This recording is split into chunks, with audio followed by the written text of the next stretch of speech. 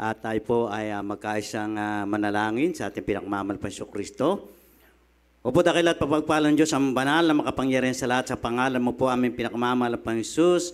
Malapinong pinupuri ka namin, pisasalamatan, aming tinataas, niluluwalhati, ayon dakil at makapangyarihan pangalan. Salamat muli sa iyong pagpapala sa araw na ito. Mahal na Panginoon, na kami iyong muling pinagtipon-tipon upang kayo aming paglingkuran. Salamat sa iyong paglangis sa bawat bahagi na iyong balagawain. Mahal na Panginoon, ay matamis ba na presensya na patuloy namin na darama. Maraming po salamat, mahal na Panginoon, sa mga awitin, mga patutuo, sa pagbibigay na patuloy magagamit ang lahat ng mga anak para sa pangailangan balgawain at sa mga pagkakataong ito, malapay noon, pagpalain mo po ay dakilang salita na aming pag-aaralan, ngunit bago po ang lahat, kami po sama-sama lumalapit sa aming dakilang harapan, nagpapakababalob, nagsisisi, patawarin mo po ang bawat sa amin, sa lahat ng pagkukulang, pagkakasala, maging ang iyong abal lingkod sa ganang akin, di ako karapat-dapat sapagkat ako siyang makasalanan, ngunit ako yung kahabagan at patawarin sa lahat ng pagkukulang, pagkakasala, bigyan mo po ako malapay ng karunungan at kaalaman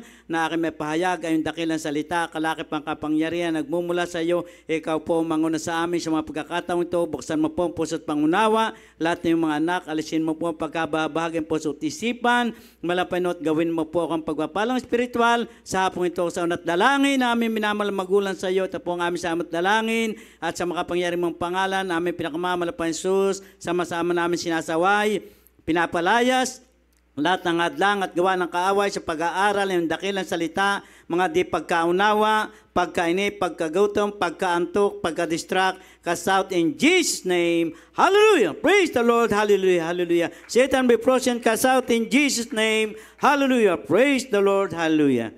Everybody say, praise the Lord! Isa po ang buhay na palakpak para sa ating pinakamamahal na Panginoong Kristo. Amen. We give the highest praise, glory, and honor to our loving Savior, Jesus Christ. We give double honor and respect to our dearly beloved parents in the Lord. We remember, cherish the blessed preaching and teaching to our dearly beloved Pastor Evangelist Will Estrada Almeida and Assistant Pastor Lena Coman Almeida. Greeting to our dearly beloved Almeida family, beloved preacher, beloved workers, and beloved brethren, and all beloved visitor. Purihin po ang ating dakilang Diyos, mga minamahal. At mga kapatid, sa ating pong paglilingkod, sa ating pinakamamahal na Jesus, minsan lang ba sumasagi sa inyong isipan o kayo'y napapaisip o kayo nagtatanong sa inyong mga sarili na kung bakit minsan, mga minamahal, kung sino pa yung pinili ng Diyos sa kanyang hinirang, minsan siya yung dumaranas ng mga pagsubok. Amen? O dumaranas minsan karamdaman, kahirapan ng buhay. Marahil kayo nagtatanong bakit, samantalang mapasin natin yung iba na at sanlibutan, sila pa yung parang maginhawa at maalwan. Pero yung minsan yung naglilingkod sa Diyos ay minsan dumaranas ng mga pagsubok. So, maisip natin o maring tanong niyo sa inyong mga sarili, ito ba ay parusa? Hindi po, mga minamahal. Marahil ay may malalim na layunin ang ating pinakamamahal na Jesus. Hindi ibig sabihin, mga minamahal, kapag ikaw ay dumaranas ng pagsubok, dumaranas ka ng kahirapan, pag-uusig, hindi ibig sabihin niyan, mga minamahal, hindi ka mahal ng Diyos. Hindi ibig sabihin niyan, mga minamahal, iniwan ka ng ating mahal na Panginoon. Hindi ibig sabihin, mga minamahal, ay ikaw ay pinabayaan ng ating mahal na Panginoon.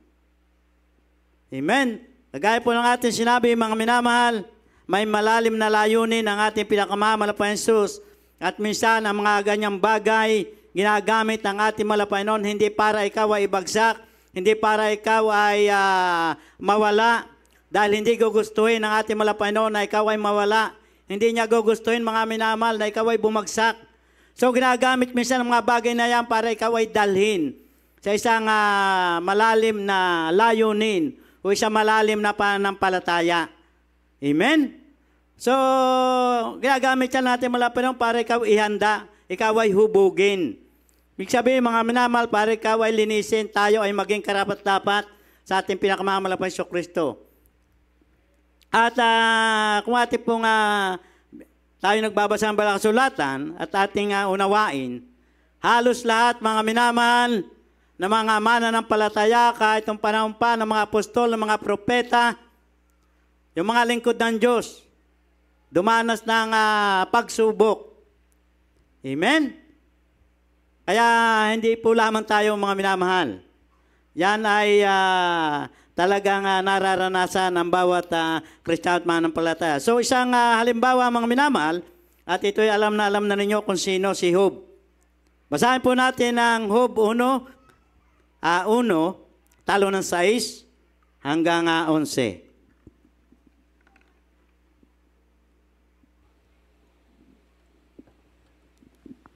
Dito po sa aklat ng Job, Kapitulo 1, talatang 6 hanggang sa talatang 11. Sa 6, isang araw nga nang ang mga anak ng Diyos ay magsiparoon na magsiharap sa Panginoon, na si Satanas ay naparoon din naman sa nakasama nila. At sinabi ng Panginoon kay Satanas, saan ka nang galing? Nang magkagayoy sumagot si Satanas sa Panginoon at nagsabi, sa papaparoot parito sa lupa at sa pamamanhik manaog doon. At sinabi ng Panginoon kay Satanas, iyo bang napansin ang aking lingkod na si Job? Sapagkat walang gaya niya sa lupa na sakdal at matuwid na lalaki na natatakot sa Diyos at humihiwalay sa kasamaan. Nang magkagayoy sumagot si Satanas sa Panginoon at nagsabi, natatakot ba nang walang kabuluhan si Job sa Diyos? Hindi mo kinulong siya at ang kanyang sambahayan at ang lahat niyang tinatangkilik.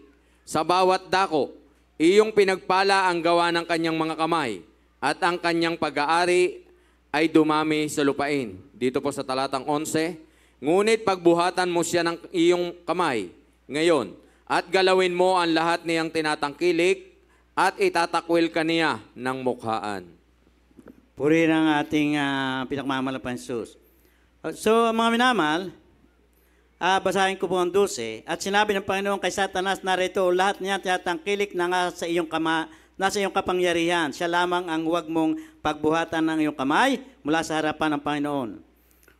Ano po ba mga minamahal, si Job? Siya isang lalaki na matuwid, natatakot sa Diyos, humihiwalay sa kasamaan. So bakit mga minamahal kung ating isipin, si Job ay matuwid, nasabi na dito matuwid, matatakotin sa Diyos. Bakit dumating sa kanya ang ganong pangyayari? Samantalang siya ay matuwid na lalaki. So, ang diablo mga minamahal, galit doon sa mga matutuwid na Kristiyano. Kaya si Job mga minamahal, dahil lagi niyang nakikita na ito'y matuwid, masunurin sa ating malapay noon, siya ay nagagalit. Kaya isinumbong siya sa ating malapay noon.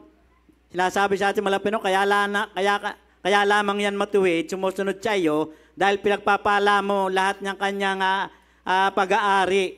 Siya ay kumbaga pinayaman. Dahil kung ating babasahin ba kasulatan, si Job ay mayaman. Lahat nasa kanya na, mga minamahal. Kaya sinabi ni Satanas, subukan mo. Parang sabi, subukan mo, alisin mo. Yung kanyang tinatangkilik, pagbuhatan mo siya ng kamay, o gawan mo siya ng hindi maganda, itatakwil ka niyan. So, dito mga minamahal, susubukan kung gaano ka lalim yung pag-ibig ni Job sa ating malapay noon. Kaya sabi natin malapay noon, sige, lahat ng kanyang tinatangkilik, kanyang mga anak, kanyang lahat ng pag-aari, wag mo lamang siyang gagalawin o aalisan ng buhay o siya'y patayin.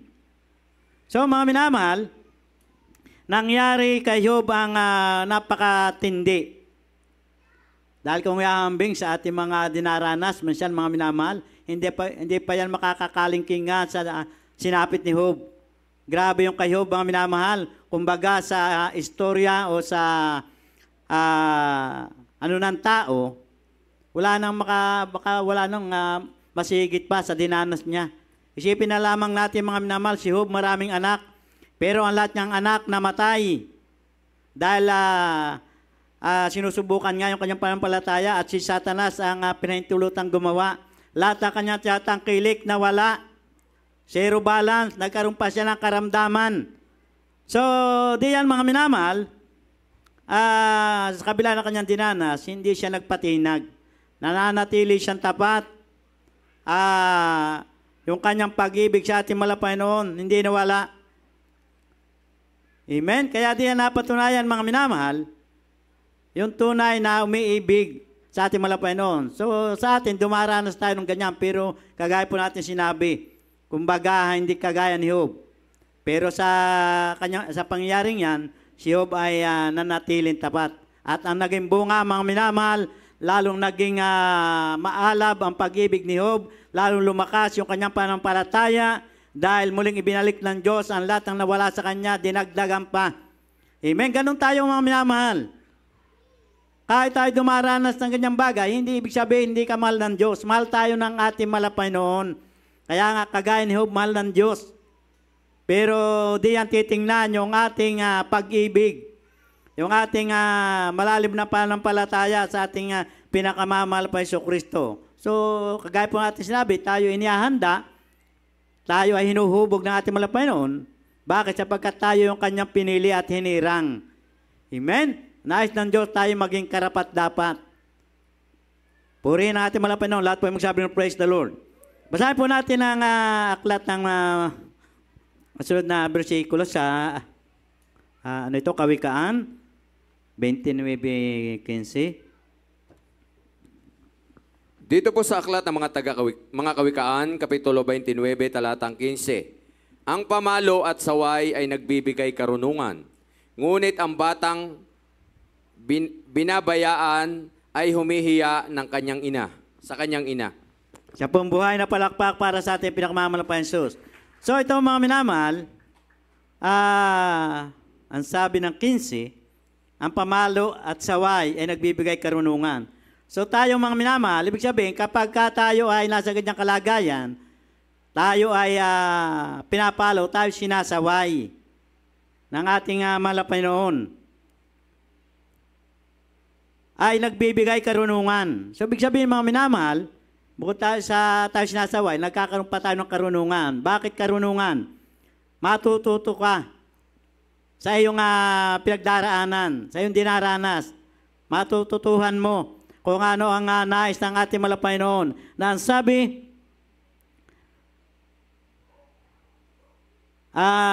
nagbibigay karunungan, ngunit ang batang binabayaan o pinababayaan ay humihiya sa kaniyang ina. Amen? Bakit ganito mga minamahal? Ang sabi ng Biblia, kapag tayo pinabayaan ng Diyos, na tayo gumawa ng gusto natin, sarili natin, ay sino bang mapapahiya? Mapapahiya ang banal na gawain, mapapahiya ang ating mahal na Panginoon. Kaya siya sabi dito, ang pamalo ay at saway, nagbibigay karunungan. So, tayo tinuturuan ng Diyos. Kaya, kung dumaan ka sa ganitong bagay, magpasalamat ka sa ating mahal na Panginoon, ibig sabihin, ikaw ay anak ng Diyos. Sapagkat yung anak mga minamahal, pinapalo ng kanyang magulang para matuto. Amen? Hindi pinalo yun dahil hindi mahal ng magulang. Ayaw nga ng magulang na siya mapama, kaya siya sa pamagitan ng palo, at saway, siya tinuturuan. Lahat po magsabi ng praise the Lord. Dito po sa ikalawang Samuel, city 14.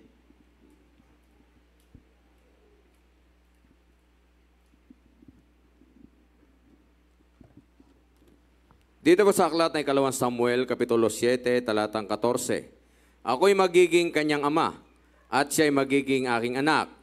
Kung siya'y gumawa ng kasamaan, aking sasawayin siya ng pamalo ng mga tao at ng panghampas ng mga anak ng mga tao. Palakpakan po natin pinakmamalapan Diyos. Lahat po magsabi ng praise the Lord.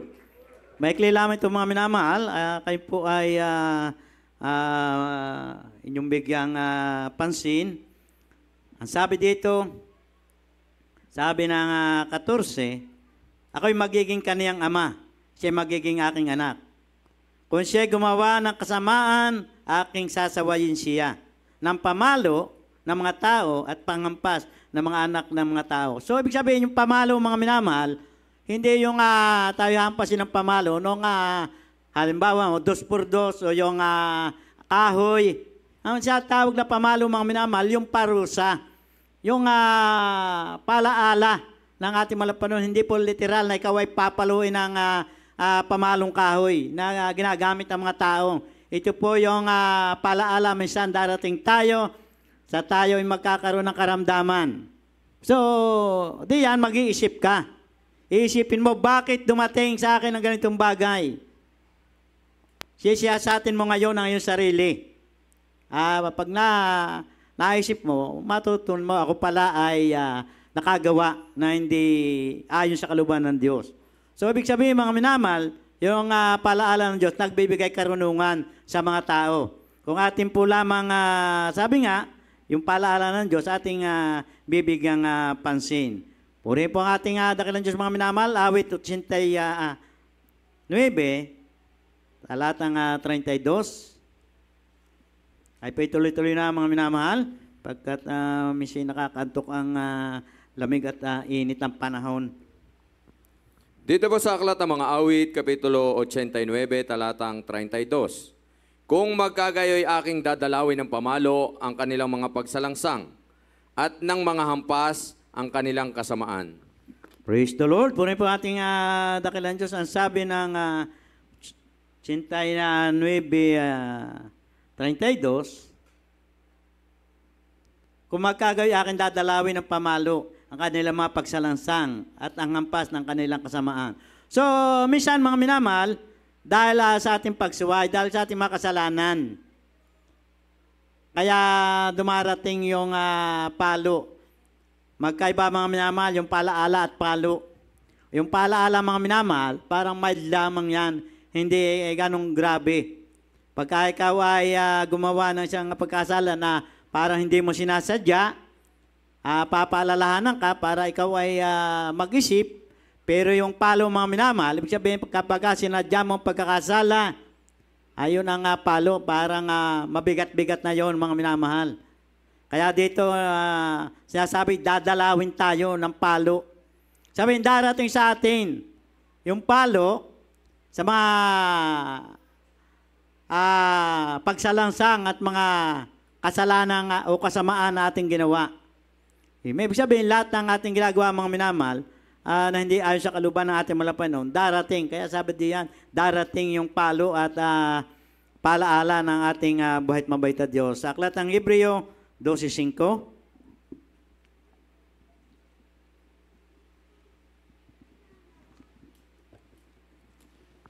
Dito po sa Aklat ng Hebreo, Kapitulo 12, talatang 5. At inyong nilimot ang iniaral na ipinakikipagtalo sa inyong tulad sa mga anak. Anak ko, huwag mong waling bahala ang parusa ng Panginoon o manglupaypay man kung ikaw ay pinagwiwikaan niya. Lahat po yung sabi, praise the Lord. Siya po ang buhay na palakpak para sa ating pinakamamahal na Hesus Kristo. Ang sabi dito, at inyong nilimot ang iniaaral. Minsan tayo mga minamahal, nalilimutan natin yung ating pinag-aralan. Nalilimutan natin yung salita ng Diyos na dapat ating ipamuhay. Kaya sabi dito, inyong nilimot ang iniaaral na pinakikipagtalo sa inyong tulad sa mga anak. Kaya sabi dito, anak ko, ang Diyos nananawagan mga minamahal. Anak ko, na siya nagsusumamo sa atin. Huwag mong waling bahala ang parusa ng Panginoon. Sabi kapag dumating mga bagay na yan, huwag po nating babaliwalain. Amen? Kapag binaliwala mo, baka dumating ka sa sukdulan, yung palo, hindi mo na makayanan. Pero kung yung parusa o yung nasabi dito, papansinin mo, kumbaga, bibigyan mong pansin, ikaw ay malaman mo yung pagkakasala, ikaw ay manalangin, ikaw ay magsisi. Patatawarin ka ng ating malapay noon. Kaya sabi dito, anak ko, parang nagmamakawa ang ating malapay noon. Kaya sa ating magulang, minsan ganun tayo, anak ko, wag mo namang gawin yon. Ganun tayo minsan sa ating mga anak. Ang malapay noon, ganun din, nagsusumamo. Na anak ko, wag mong waling bahala parusa ng Panginoon, o manlupaypay man, kung ikaw ay pinagwiwikaan niya. Ibig sabihin, huwag tayong manlupaypay, huwag tayong manghina sa ating panampalataya kapag tayo ay pinagwiwikaan ng ating malapay noon. Hindi man tayo pagwiwikaan ng Diyos ang harapan, kundi sa pamagitan ng kanyang mga salita na pinapahayag sa inyo, na nais ng ating malapay noon na i-deliver sa inyo. Ibig sabihin, kapag tayo napagwikaan, ibig sabihin, pagka tayo tinamaan, huwag po tayong manlupaypay, huwag po tayong manghina, kundi pasalamatan natin. Dahil yun ang magtutuwid sa atin. Yun ang magtuturo sa atin, mga minamahal. Hindi man kung tayo ay tinamaan ng mga salita ng Diyos, ay tayo ay parang tayo mismo yung pinatatamaan, hindi po mga minamahal. Ito ay para sa lahat. So, minsan mga minamahal, minsan sa atin, meron tayong nagagawa, kaya minsan salita ng Diyos talagang tumatama sa atin. Para tayo ay palalahanan, tayo ay turuan ng ating pinakamamalaking Diyos. Dahil kung hindi tatama sa atin yon, hindi natin maiisip. Amen? Pero kapag tumama sa iyo, maiisip mo na parang ikaw, maalaala mo ngayon, mga minamahal, na ikaw pala yung gumawa. O, di meron ka nang, ibig sabihin, mapapagsisihan mo na, maihingi mo ng tawad sa ating buhay at mabait na Diyos. Pero kung hindi, baka magpatuloy ka. Amen? Palakpakan po natin ating buhay at mabait na Diyos. Sa aklat po ng Ecclesiastes 12:14. May kililamit ito mga minamahal at isa na pong bersikulo. Ecclesiastes 12:14. Dito po sa aklat na Ecclesiastes, Kapitulo 12, talatang 14. Sapagkat dadalhin ng Diyos ang bawat gawa sa kahatulan, pati ng bawat kublim bagay, maging ito'y mabuti o maging ito'y masama. Lahat po ay magsabi ng praise the Lord. Maliwanag mga minamahal, dadalhin ng Diyos. Sabihin mga minamahal, titingnan ng Diyos. Siya sa atin yung mga ginawa ng tao. Sabihin mga minamahal, lahat ng ginawa ng tao, ito po ay mabubunyag o ito ay mahayag sa pagbabalik ng ating malapay noon. Lahat ng ginawa ng tao, sino man tao, mga minamahal, yan may mga presidente, nanunungkulan, matataas ang katungkulan, lahat ng ginawa ng tao, yan po ay mahayag kung ano ang kanyang ginawa. Amen? Sapagkat sabi dito mga minamahal ng ating binasa sa 12, dadalhin ng Diyos ang bawat gawa sa kahatulan. So bawat gawa ng tao, mga minamahal, ay hahatulan. Pati bawat kublim bagay, maging ito'y mabuti o maging ito'y masama. Amen? So mga minamahal, ibig sabihin na wala pong tayong may ikubli sa ating malapay noon. Dahil sabi nga, darating yung panahon na lahat ng ginawa ng tao, ito po ay mahayag. Kaya alam mahayag yung kabaga ay anong ginawa mo, maaaring hindi alam ng maraming tao. Pero kapag dumating na ang panahon yon, malalaman na kahit sinong tao mga minamahal, kung ano bagang pinag-usapan ng mga presidente, kung ano bagang bakit na nagkaroon ng gera, anong ginawa ng mga namumuno sa kanila. So mahayag yan mga minamahal, pati ating gawa. Masama o mabuti, mahayag yan. Kaya wala po tayong may ikubli sa ating buhay at mabait na Diyos. Maglihiman tayo, maglihim, ating itago yung ating ginagawa. lalabas ang katotohanan, mga minamahal. Lalabas ang iyong mga ginawa. At yan ay sisingilin sa iyo ng ating Panginoon. Kung yan ay masama, may katapat yan na kaparusahan ayon sa iyong mga ginawa. Purihin po ating dakilang Diyos at sa huling bersikulo, awit 23:4.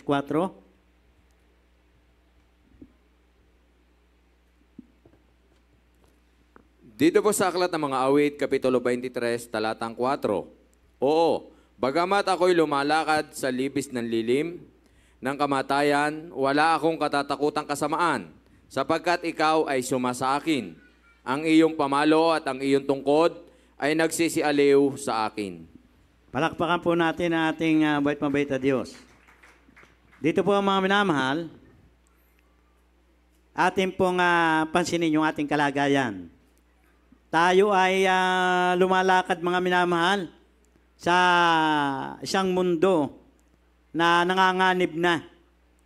Kumbaga mga minamahal, isang mundo na napipinto ang pagkawasak. Bakit? Dahil din sa mga tao. So sabi dito mga minamahal, ng 4, bagaman ako'y lumalakad sa libis ng lilim ng kamatayan, wala akong katatakutang kasamaan sapagkat ikaw ay suma sa akin, ang iyong pamalo at ang iyong tungkod ay nagsisialiw sa akin. So ngayon mga minamahal, kagaya po patuloy ating minamahal kapatid, lahat tayo may cellphone. Maaring namomonitor ninyo ang nangyayari sa iba't ibang bansa. Pati yung mga bagong pandemic na nakaamba mga minamahal sa China. At sa ibang bansa meron na rin.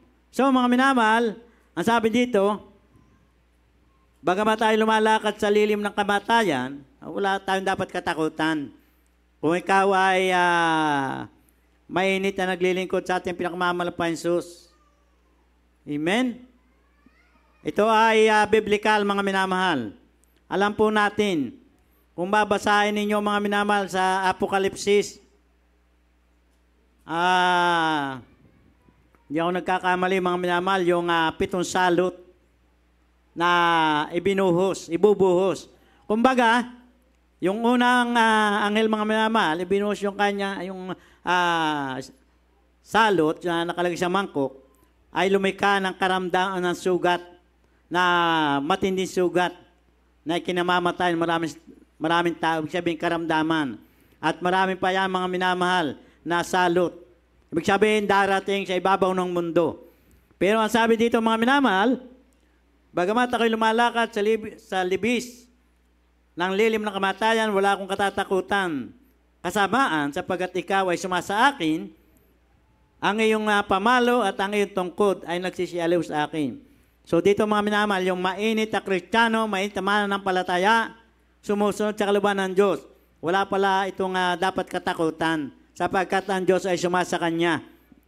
Sapagkat yung pamalo, yung siyang umaaliw sa Kanya, ibig sabihin yung pamalo, yung minsan palaala, ay nagiging kaaliwan sa Kanya. At yung Kanyang tungkod ay nagsisialiw sa akin. Ibig sabihin yung tungkod, aalalayan ka ng ating buhat mabait na Diyos, hindi Kanya hayaan ay ikaw bumagsak.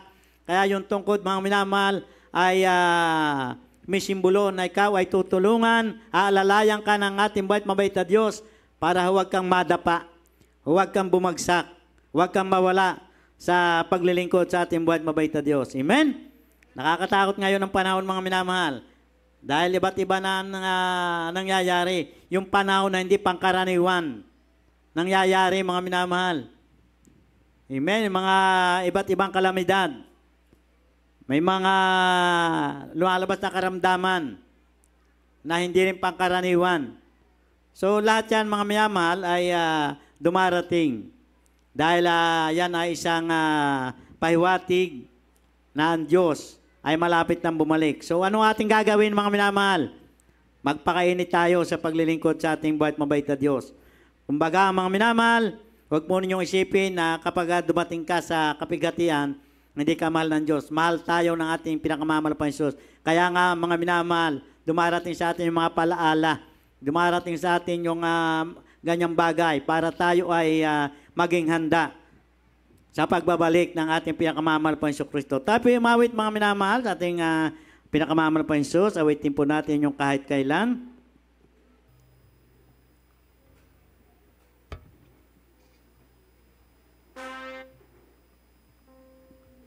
Purihin ang ating mahal na Panginoon.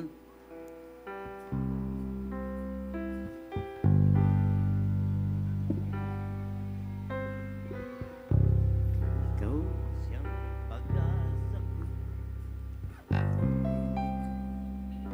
Amen, hallelujah. Purihin ang ating dakilang Diyos, mga minamahal. Ikaw pag-asa ko.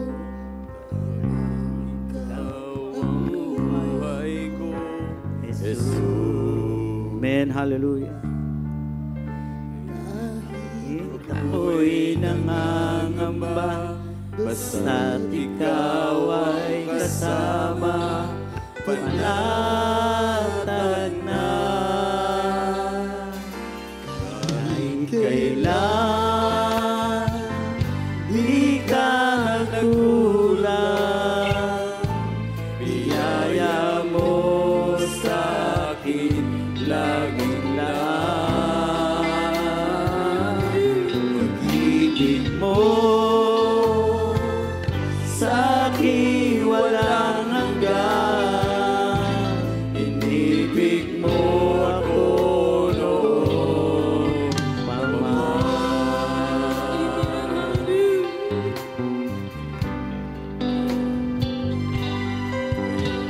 At ika'y sasambahin, paligid man ay magdilim. Jesus. Amen, hallelujah. Kahit may suliranin man, lagi kong tatawagan, ikaw lamang. Hallelujah. Kailan di ka nagkulang, biyaya mo sa akin laging laan. Pag-ibig mo sa akin walang hanggan, inibig mo ako noon pa man. Hallelujah. Panginoon, dakila kang tapat sa dalangin ko. Hallelujah. Inibig mo kahit ako ay ganito. Walang katapusan ang pagmamahal mo. Walang pinipili ang puso ko. Panginoon, dakila kang tapat sa dalangin ko. Ako'y inibig mo kahit ako ay ganito. Walang katapusan ang pagmamahal mo. Walang pinipili ang puso ko. Minsan pa mga minamahal. Panginoon, dakila kang tapat sa hallelujah ko. Ako'y inibig mo kahit ako ay ganito. Walang katapusan ang pagmamahal mo. Hallelujah, hallelujah, Lord, please. Hallelujah. Panginoon, nakatapat sa dalangin ko. Ako'y binigyan mo kahit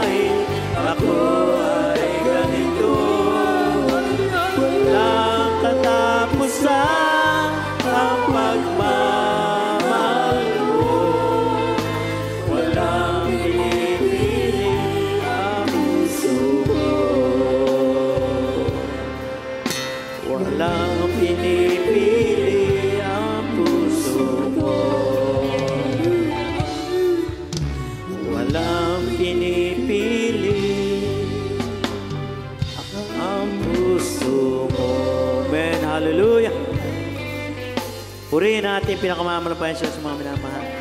Ang sabi ng awitin, kahit kailan ang Diyos ay di nagkulang sa atin, pero tayo yung nagkukulang sa ating mabait na Diyos. Kahit tayo nagkukulang, nandiyan pa rin ang biyaya ng ating mabait na Diyos. Hindi niya tayo iniwan, hindi niya tayo pinabayaan, mga minamahal. Tapat ang Diyos. Pasalamatan natin, mga minamahal, kahit tayo'y ganito, kahit tayo naging makasalanan, inibig tayo ng ating pinakamamahal na Panginoong Kristo. Amen, hallelujah. Napakabuti ng ating malapay noon. Kung atin lamang po, mga minamahal, iisipin, ating babalikan yung mga buhay natin ng araw hanggang sa ngayon, kung gano'ng kadami na pagpapala binigay ng Diyos, gano'ng kadaming kabutihan ang Kanyang ginawa sa ating buhay. Tayo lamang, mga minamahal, minsan, tayo nagkukulang sa ating mabait na Diyos. Mga minamahal, tayo po ay manalangin sa ating mga pangailangan. Ang Diyos ay tapat sa Kanyang mga pangako. Ano man po inyong pangailangan sa ating mabait na Diyos, sambitin mo na yung mga labi. Purihin ang ating malapay noon. Tayo po sama-samang manalangin. Hallelujah. Sa lahat ating pangailangan. Upo dakilat papagpalang Diyos ang banal na makapangyarihan sa lahat. Sa pangalan mo po aming pinakamamalapan Isu Kristo, sa mga oras na ito, malapay noon, muli kami lumalapit sa iyong dakilang harapan, nagpapakababang loob, nagsisisi sa unat dalangin na aming minamahal Pastor Will Estrada Alameda, kami yung kabagat patawarin sa lahat tayo pagkukulang pagkakasala. Malapay noon, narito po ang iyong mga anak. Sa lahat ng kanilang pangailangan, ikaw po nakakalam, takababatid. Ipagkalubong po sa imalang kapamaraanan, pagpalain po sila sa araw-araw ng kalambuhay, ingatan mo po sila, tilayo sa kapamakan, bigyan mo po sila malapay noon, hallelujah, sa lahat ng pangailangan, sa pinansyal, material, spiritual, pagpapala, at kami yung kahabagan, O Diyos, sa aming paglingkod sa iyo. Dagdagan mo pa po ang aming panampalataya at kainita sa paglingkod sa iyo. Huwag mo po kaming iiwan po abayaan, anumang ibunga, malapay noon, sa mga darating na taon, yan man, mga karamdamang, mga kalamidad, malapay noon, kami po yung panghawakan, na sa kabilang mga bagay na yan, kami masumpungan mo, naglilingkod sa iyo, malapay noon, at amin din po idadalangin ang aming mahal, mga kapatiran, sa mga pagkataong ito, may tiyataglay na karamdaman, malapay noon, kahabagan mo po sila tulungan, maghimala ka pong muli sa kanilang mga buhay, pagkalmo po ang kalusugat, kalakasan sa kanila, malapay noon, hallelujah, at amin din po idadalangin, aming mga mahal sa buhay, hindi pa nakakilala sa iyo, nawa, bago ka magbalik, bigyan mo silang pagkataon na ikaw yung paglingkuran sa mga tumalikod, malapay noon na matagal na hindi dumadalo, muli mo silang bigyan pa ng palataya na muli namin silang makapiling at amin din po idadalangin. Mga darating na anniversary sa dako ng Maynila, malapay ng pagpalain po at pangunahan, lahat ng mga anak, pagpalain po na sila ay makadalo, ikaw po mag-provide sa kanilang pamasay, sa kanilang sasakyan, pag-ingatan mo po na ang bawat sa amin makarating sa dako ng Maynila para sa anniversary, malapay noon, hallelujah, at sa lahat ng pangailangan ng balagawain, sa pagkasal ng bahay-sambahan, ikaw po patuloy mag-supply sa pangailangan pinansyal, mga materialis, malapay noon, hipuin po lahat yung mga anak, na pinagpala mo na sila'y maging katuwang, hallelujah, at ito po ang aming samot dalangin, sa makapangyarihang pangalan mo po, aming pinakamamahal pa Isu Kristo, amen, hallelujah. Purihin po ang ating dakilang Diyos, mga minamahal. Mga minamahal, kayo po ay, tayo po ay walang lehans ngayon, dahil tayo po ay nakakonsentrate para sa anniversary. Sa ating pong pagkakasal at ating mga karamdaman, kayo na po ay manampalataya sa inyong sarili. Dahil tayo po ay may kanya-kanyang kapangyarihan binigay ng Diyos na ipapataw ang ating kamay sa karamdaman, ito ay gagaling. Kumbaga, doon na lamang po tayo maglilihan sa mga talaga nangangailangan ng panalangin. Kung tayo po walang karamdaman, kain nyo na po mga sarili, ipanalangin nyo sapagkat kung kayo po ay mananampalataya sa ating malapay noon, kahit kayo, yung karamdaman gagaling sa pamagitan ng inyong panalangin. At sama-sama po nating sawayin ang lahat na gawa ng kaaway sa ating buhay. Pudakilat papagpalan Diyos na makapangyarihan sa lahat, sa makapangyarihan mong pangalan. Aming pinakamamahal pa Isu Kristo, aming sinasaway ang lahat na gawa ng kaaway, karamdaman, arthritis, pagka-stroke, panghina ang pisikal na katawan, asthma, cancer, hallelujah, diabetes, cast out in Jesus' name. Hallelujah! Di mo karamdaman, arthritis, diabetes, pagka-stroke, panghina, physical na katawan, kasout in Jesus' name. Hallelujah! Praise the Lord! Problema, kahirapan, panghihina, palulupaypay, kasout in Jesus' name. Hallelujah! Hadlang sa mga pagpapala, kasout in Jesus' name. Hallelujah! Praise the Lord! Hallelujah! Purihin po ating dakilang Diyos mga minamahal at tayo po ay lulukso 3 beses. Hallelujah! Praise the Lord! Sabay-sabay po na ito ay panampalataya, mga lingwaheng makalangit na naukol sa ating pinakamamalapang Kristo. Sabay-sabay po. Hallelujah! Praise the Lord! Hallelujah! Praise the Lord! Hallelujah! Praise the Lord! Palakpakan po natin ang ating pinakamamalapang Kristo mga minamahal.